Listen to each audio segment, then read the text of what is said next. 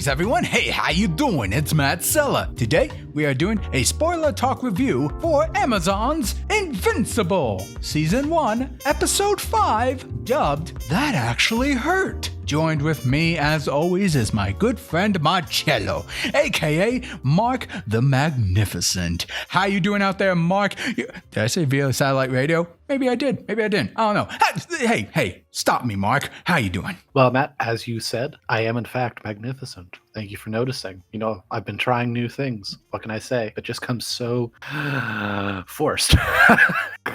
He lives the lavish life, folks. I do it all for you, folks. What can I say? I'm a man of the people. Well, I say before we get into this review, may I remind you fine, lovely audiences in the front row? Yes, you. Right there. Yeah, you. How's it going? We're talking to you, pal. Make sure to like this review, subscribe to my channel if you enjoy reviews like this. We like to talk about animation in either TV shows, movies, what have you. So, support us, the Matthew Sella Podcast, when you can. Oh, and by the way, every Saturday, usually around 1 or 2 Pacific time, I like to do a few hours of animation on Twitch. So come stop by and watch me animate. Anywho, without further ado, Mark, won't you let the folks know what is this episode of Invincible That Actually Hurt is all about? Well, Matt, things are really starting to heat up here as Debbie finds Dark Blood's notepad, and she later locates the incriminating evidence that confirms her lingering suspicions while Nolan is away. Also, Black Samson berates his teammates following an incident where many civilians were hurt during a fight. However, it doesn't stop there, as Mark soon then has to help a powered thug named Titan defeat his boss Machine Head and an ensemble of villains, one of which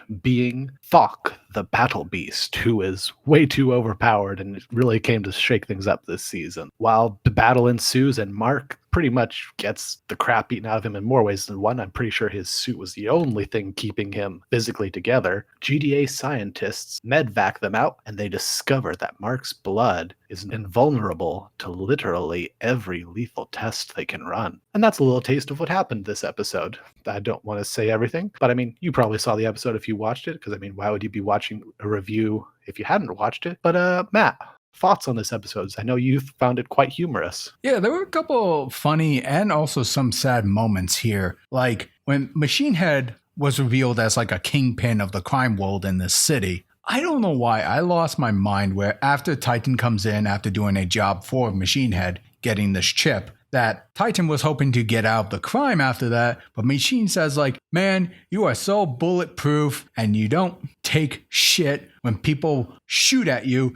I wish I had more people who don't whine like you do. I'm paraphrasing that, of course. And then his henchman's like, hey, come on, man, I try not to. Or he says something. The Machine Head just goes in his auto-tune mode. Shut up! And I don't know why. That made me laugh so hard. Just the way they did his voice work was actually kind of funny. Oh, for sure. I mean, I do think this show does have some really good voice acting moments in it. But to kind of go into some of the sad moments too, like the whole struggle that Titan was trying to get out of this whole crime life and try to support his struggling family as an average citizen. The fact that crime keeps pulling him back in, kind of blackmailing him in a way. I really felt for his struggle, even though at the very end of the episode, he did take Machine Head's place as the crime lord of the city. Now, that is a sign of betrayal to the idea of what he was trying to convince Mark Grayson to help him for. I'm willing to play devil's advocate and say, even if Titan didn't take the Kingpin head role, I think if he and his family attempted to escape the life of crime and just go into obscurity, I'm willing to bet the criminal society would have found a way to find him and bring him back in or threaten his family somehow. So why not take the crown and all that? So I get that. I don't agree with that result, but I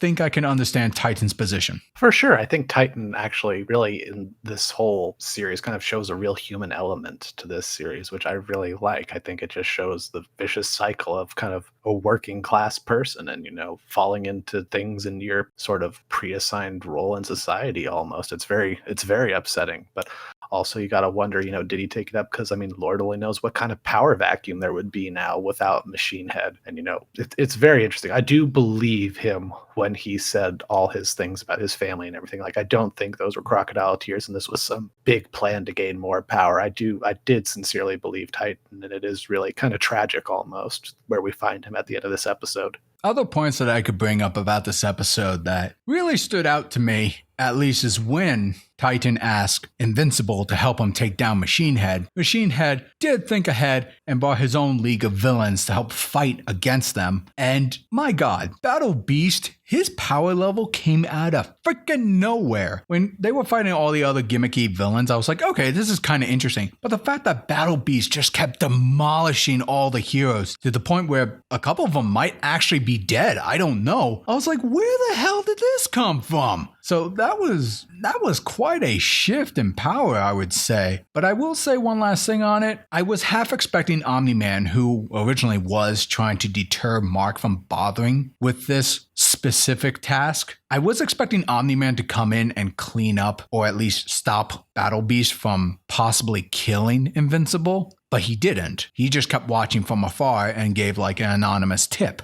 So I thought that was really interesting. And I don't know if that throws a wrench in my original theory, but part of me also wonders if Omni-Man might clean up Mark's failed mission in a way and like take down Battle Beast out of sight of other witnesses. I don't know. I really don't know. He could, and just again to reiterate, folks, we are not reading the comics, so we don't know anything ahead. So no spoilers for us. But for all we know, based on your theory, Matt, like more people really could have been confirmed to have died if Mark wasn't there. And that could have just as easily played into what we kind of assume his plan is, with just kind of killing off a lot of the superheroes in this world. Oh, that's very true. I didn't even think about that. So it's really hard to say. But I wouldn't be surprised if next episode we actually open up with Omni-Man doing some pretty sketchy stuff. I think so too. All right, folks. Well, that's our short and sweet review of Invincible episode 5 this week. Hope you enjoyed it and, contribute to the conversation in the comments. We always love hearing from you. And Matt, why don't you take us on home there, Chief? Yes, sir. Well, folks, you heard our opinion, but now we want to hear yours. Let us know in the comment section below, what did you think of this episode of Invincible, Season 1, Episode 5? That actually hurt. Did you like it? Did you not like it? Share your thoughts. Join the conversation. Be sure to like, share, subscribe, ring that bell to be notified when new videos drop. And if you want to support me directly,